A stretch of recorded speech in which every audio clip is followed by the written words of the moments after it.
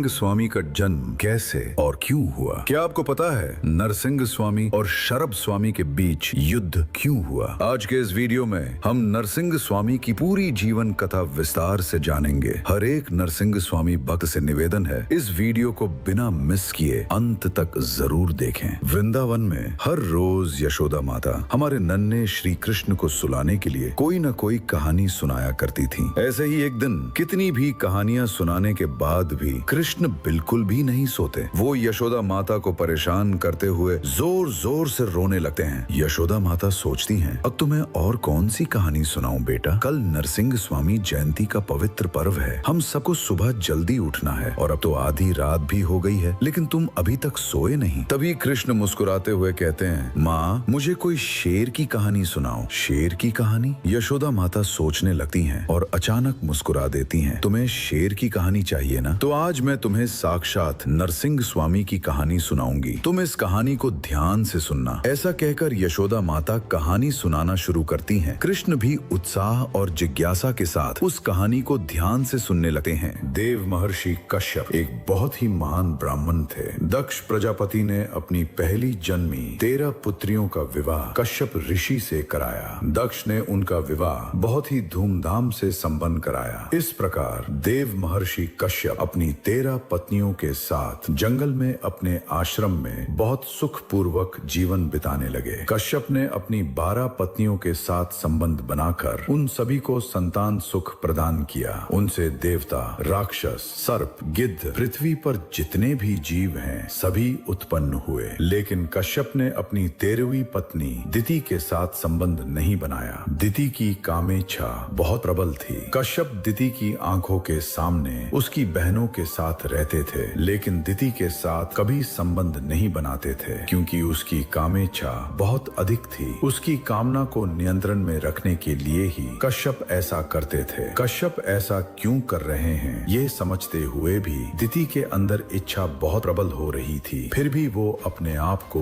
रोकती रही। ऐसे ही कई वर्ष बीत गए। एक दिन सभी 13 रानियां रात की पूजा के लिए फूल लेने बगीचे में जाती हैं। उस दिन जोरदार वर्षा हो रही होती है। कश्यप घर में ही बैठकर ध्यान कर रहे होते हैं। दिति बारिश शुरू होने पर वापस घर लौट आती है। जब दिति अकेले बैठे हुए कश्यप को देखती है तो वो अपनी कामना को और सहन नहीं कर पाती। वो धीरे धीरे कश्यप के पास जाती है और कहती है, स्वामी आज मैं अपनी इस कामना को सहन नहीं कर पा रही हूँ। आपने मेरी बहनों को संतान सुख दिया, क्या मैं आपको इतनी तुच्छ लगती हूँ? क्या आपको मुझसे जरा भी प्रेम नहीं है? ऐसा कहकर वो जबरदस्ती उन्हें आंखें खोलने पर मजबूर कर देती है। कश्यप आंखें खोलते हैं और वर्षा में भीगी हुई दिति को देखते हैं। वे कहते हैं, देवी मैं तुम्हारा दुख समझता हूँ। तुमने मेरी बात मानकर इतने दिन प्रतीक्षा की है, लेकिन अभी संध्या का समय है। मैं इस समय तुम्हारे साथ संबंध नहीं बना सकता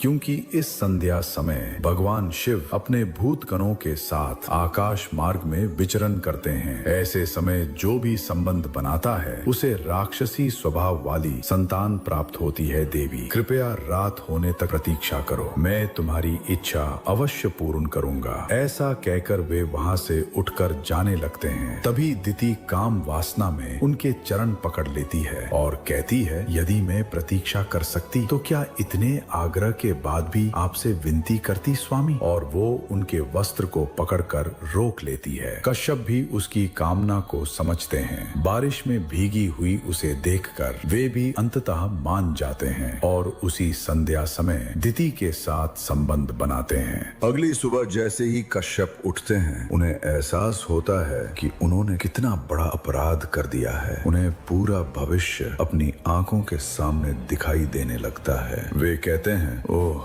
दिति, अपनी काम वासना के कारण तुमने मुझे बाध्य किया। हमने संध्या समय संबंध बनाया। अब तुम्हारे गर्भ से 2 अत्यंत क्रूर राक्षस जन्म लेंगे। ऐसे क्रूर जैसे अब तक पृथ्वी पर कभी जन्म नहीं लिए और आगे भी नहीं लेंगे। तुम तो हर समय विष्णु का नाम जपती रहती हो, लेकिन अपने ही पुत्रों के अत्याचार सहन न कर पाने के कारण अंत में वही महाविष्णु हमारे पुत्रों का वध करेंगे। ऐसा कहते हुए कश्यप अत्यंत दुखी हो जाते हैं। वे कहते हैं, लेकिन ये मेरी भी गलती है। तुम्हें संबंध से दूर रखना भी मेरी ही भूल थी। और वे गहरे पश्चाताप पश्चाताप में डूब जाते हैं। कुछ महीनों बाद दिति 2 अत्यंत क्रूर राक्षसों को जन्म देती है। उन्हें स्वयं शुक्राचार्य पालते हैं, उन्हें समस्त तांत्रिक विद्याएं सिखाते हैं और उन्हें असीम शक्तियों से संपन्न बना देते हैं। वे दोनों कौन थे? बड़ा पुत्र हिरण्यकशिपु, छोटा पुत्र हिरण्याक्ष। इन दोनों के जन्म के बाद दिति एक और क्रूर कन्या को जन्म देती है। वह और कोई नहीं, वही थी होलिका। दोनों भाइयों ने देवलोक पर आक्रमण किया और देवलोक पर अधिकार कर लिया। हिरण्याक्ष का अहंकार इतना बढ़ गया कि उसने स्वयं पृथ्वी और भूमि देवी को बंधक बना लिया। तब विष्णु ने वराह स्वामी का अवतार लिया, हिरण्याक्ष का वध किया और पृथ्वी तथा भूमि देवी को मुक्त कराया। जब हिरण्यकशिपु को पता चला कि उसका प्रिय छोटा भाई हिरण्याक्ष मारा गया है, वह क्रोध से जल उठा। जिस विष्णु ने मेरे भाई को मारा है, उसे मैं किसी भी हाल में मार डालूंगा। ऐसा संकल्प लेकर हिरण्यकशिपु महेंद्रचल पर्वत पर गया और ब्रह्मा की कठोर तपस्या आरंभ कर दी। हिरण्यकशिपु की पत्नी का नाम था कयाधु। वह उस समय गर्भवती थी। ये राक्षस है, इसे वरदान नहीं देना चाहिए। ऐसा सोचकर ब्रह्मा उसकी कठोर तपस्या को भी अनदेखा करते रहे, लेकिन हिरण्यकशिपु रुका नहीं। वर्षों तक लगातार तप करता रहा। इसी अवसर को सही समय समझकर इंद्र ने अपनी सेना के साथ हिरण्यकशिपु की सेना को पराजित किया और स्वर्ग लोक को वापस प्राप्त कर लिया। वह सभी राक्षसों का संहार करने लगा। जो बचे वे भयभीत होकर पाताल लोक भाग गए, लेकिन हिरण्यकशिपु की पत्नी कयाधु विष्णु नाम का जप करते हुए भय से कांपती हुई विष्णु मंदिर में बैठी थी। इंद्र ने उसे देखा और तुरंत पहचान लिया कि यह हिरण्यकशिपु की पत्नी है। क्रोध में भरकर वह उसे बेड़ियों में जकड़ देता है और घसीटते हुए ले जाने लगता है। तभी वह जोर से पुकारती है, नारायण नारायण। वैकुंठ में विश्राम कर रहे विष्णु अचानक चौंक उठते हैं। वे आंखें खोलते हैं और पुकारते हैं, नारद जाओ, इंद्र को समझाओ, मेरी भक्त को मुक्त कराओ, ऐसा आदेश देते हैं। इधर इंद्र जैसे ही कयाधु को मारने वाला होता है, उसी समय नारद वहां प्रकट होते हैं। वे कहते हैं, इंद्र, विष्णु ने अपनी आंखें खोल दी हैं। यदि तुमने उस पर हाथ भी रखा तो तुम्हारा प्राण वायु में विलीन हो जाएगा। उसके गर्भ में विष्णु का परम भक्त है। यदि उसे जरा भी चोट पहुंची तो तुम्हें विष्णु के क्रोध का सामना करना पड़ेगा। यह सुनते ही इंद्र भयभीत हो जाता है। वह आश्चर्य से पूछता है, क्या एक राक्षस के घर में विष्णु भक्त जन्म लेगा? यह सोचकर वह वहीं कयाधु को छोड़ देता है और वहां से चला जाता है। नारद कयाधु को अपने आश्रम में ले जाते हैं। वे कहते हैं, बेटी, जब तक हिरण्यकशिपु वापस नहीं आता तुम यहाँ सुरक्षित रह सकती हो। मैं तुम्हें और तुम्हारे गर्भ में पल रहे बालक को कोई हानि नहीं होने दूंगा, ऐसा वचन देते हैं। इस प्रकार कयाधु नारद के आश्रम में रहने लगती है। प्रतिदिन नारद भगवान विष्णु के मंत्रों का जप करते थे। वे पवित्र मंत्र कयाधु के गर्भ में पल रहा बालक प्रतिदिन सुनता था। गर्भ में रहते हुए ही वो बालक विष्णु का परम भक्त बन गया। कुछ महीनों बाद कयाधु ने एक पुत्र को जन्म दिया। उसका नाम रखा गया प्रहलाद। उधर हिरण्यकशिपु अपनी तपस्या में लगा रहा। यद्यपि ब्रह्मा उसे वरदान देना नहीं चाहते थे, लेकिन उसकी कठोर तपस्या से प्रसन्न होकर वे अंततः उसके सामने प्रकट हुए और बोले, हिरण्यकशिपु, जो वर मांगना है मांगो। ये सुनकर हिरण्यकशिपु ने अपनी आंखें खोली और ऐसा वर मांगा कि तीनों लोक कांप उठे। उसने कहा, मुझे न घर के भीतर मारा जाए, न घर के बाहर। मुझे किसी अस्त्र से न मारा जाए, न किसी शस्त्र से। मुझे न दिन में मारा जाए, न रात में। मुझे न किसी मनुष्य द्वारा मारा जाए, न किसी राक्षस द्वारा, न किसी देवता द्वारा। मुझे न आकाश में मारा जाए, न पृथ्वी पर। ऐसा वर मांगा। ये सुनकर स्वयं ब्रह्मदेव भी कांप उठे, लेकिन उन्होंने वचन दे दिया था, इसलिए वे मना नहीं कर सके। उन्होंने कहा, तथास्तु, और वरदान दे दिया। ये वर प्राप्त करते ही हिरण्यकशिपु जोर से हंसने लगा। अब मुझे कोई नहीं रोक सकता। वो फिर से तीनों लोकों को जीतकर अपने अधीन कर लेता है। जब कयाधु को पता चलता है कि हिरण्यकशिपु तपस्या से लौट आया है, तो वो प्रहलाद को लेकर महल में आती है। हिरण्यकशिपु जैसे ही प्रहलाद को देखता है, वो सिंहासन से उठकर प्रेम से दौड़ता हुआ आता है और उसे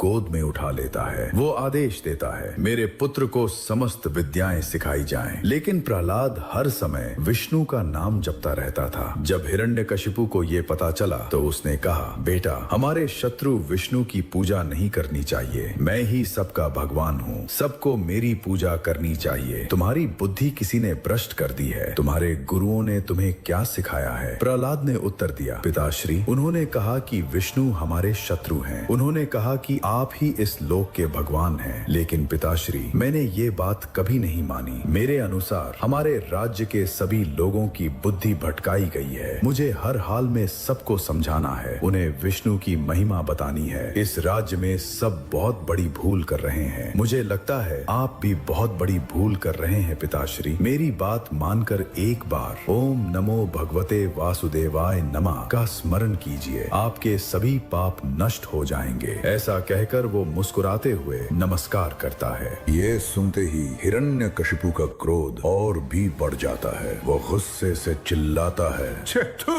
क्या मैं उस कायर विष्णु की शरण में जाऊं? उस विष्णु ने तुम्हारे चाचा हिरण्याक्ष को धोखे से मार डाला। ऐसा वो जोर से चिल्लाता है। प्रहलाद मुस्कुराते हुए कहता है, मेरे चाचा मूर्ख थे पिताश्री। उन्होंने माँ समान भूमि देवी को घायल किया और उनका अपहरण किया। इसी कारण उनकी मृत्यु हुई। इसमें धोखा कहाँ है पिताश्री? ये सुनते ही हिरण्यकशिपु क्रोध से जल उठता है। वो चिल्लाता है, अरे ओ कुलद्रोही, और वो पूरी ताकत से प्रहलाद के सीने पर लात मारता है। उस प्रहार से प्रहलाद उछलकर महल के एक कोने में जा गिरता है। उसके मुंह से रक्त निकलने लगता है। हिरण्यकशिपु गरजता है, तू इस महान राक्षस कुल में जन्मा हुआ सांप है। तू अपने ही लोगों को डसना चाहता है। पापी, तेरे जैसा पुत्र मेरे जैसा महान असुर को कैसे जन्म ले सकता है? वो पागलों की तरह चिल्लाता है, ये जीवित नहीं रहना चाहिए, ये जीवित नहीं रहना चाहिए, ये जीवित नहीं रहना चाहिए। अपने ही लोगों को डसने वाले इस विष्णु के कुत्ते को मैं मृत्यु दंड देता हूँ। वो जोर से आदेश देता है, सैनिकों, कौन है वहाँ? अभी के अभी आओ और इसे मार डालो। तुरंत सैकड़ों राक्षस हथियार लेकर वहाँ पहुँच जाते हैं। रक्त से लथपथ प्रहलाद धीरे से उठकर बैठ जाता है। वो हाथ जोड़ लेता है। हिरण्यकशिपु हंसते हुए कहता है, अरे ये नमस्कार अगर पहले कर लिया होता तो मैं तुझे लात ना मारता कुत्ते। लेकिन प्रहलाद शांत भाव से मंत्र जपना शुरू कर देता है। ओम नमो भगवते वासुदेवाय नमः, ओम नमो भगवते वासुदेवाय नमः, ओम नमो भगवते वासुदेवाय नमः। ये सुनते ही हिरण्यकशिपु का क्रोध और बढ़ जाता है। वो राक्षसों की ओर देखता है। तुरंत वे सभी अपने हाथों के हथियार पूरी शक्ति से प्रहलाद की ओर फेंक देते हैं। वे सभी अस्त्र शस्त्र तेज गति से प्रहलाद की ओर बढ़ते हैं। लेकिन जैसे ही वे उसके पास पहुंचते हैं, वे वहीं रुक जाते हैं। अचानक प्रहलाद के शरीर से एक दिव्य प्रकाश निकलता है और वे सभी हथियार धीरे धीरे वापस मुड़ जाते हैं। जिसने जो हथियार फेंका था वही हथियार उसी की ओर लौटकर उसका सिर धड़ से अलग कर देता है। प्रहलाद मासूम मुस्कान के साथ जैसे कुछ हुआ ही ना हो विष्णु नाम का जप करता रहता है। ये सब देखकर हिरण्यकशिपु आश्चर्यचकित हो जाता है। वो गरजता है, ये कैसी माया है? इस कुत्ते के कारण आखिर वो कायर विष्णु भी मुझे चुनौती दे रहा है। जब मैं अपने ही पुत्र को मारना चाहता हूँ तो वो अपने भक्त को बचाने की कोशिश कर रहा है। मुझे इस कुत्ते को हर हाल में मारना होगा और सिद्ध करना होगा कि मैं विष्णु से बड़ा हूँ। वो आदेश देता है, सैनिकों, इसे हाथियों से कुचलवा दो। सैनिक प्रहलाद को बेड़ियों में जकड़कर हाथियों के बीच खड़ा कर देते हैं। प्रहलाद फिर से धीरे से हाथ जोड़कर मंत्र जपता है, ओम नमो भगवते वासुदेवाय नमः, ओम नमो भगवते वासुदेवाय नमः, ओम नमो भगवते वासुदेवाय नमः। हाथी दौड़ते हुए उसकी ओर आते हैं, लेकिन जैसे ही वे उसके पास पहुंचते हैं, वे अचानक रुक जाते हैं और घुटनों के बल बैठकर प्रहलाद को प्रणाम करने लगते हैं। ये देखकर हिरण्यकशिपु क्रोध से पागल हो जाता है। वो स्वयं हाथी पर चढ़कर तेजी से प्रहलाद की ओर बढ़ता है, लेकिन उसका हाथी भी उसकी बात नहीं मानता। वो रुक जाता है और हिरण्यकशिपु को नीचे गिराकर घुटनों के बल बैठकर प्रहलाद को प्रणाम करता है। जमीन पर गिरा हुआ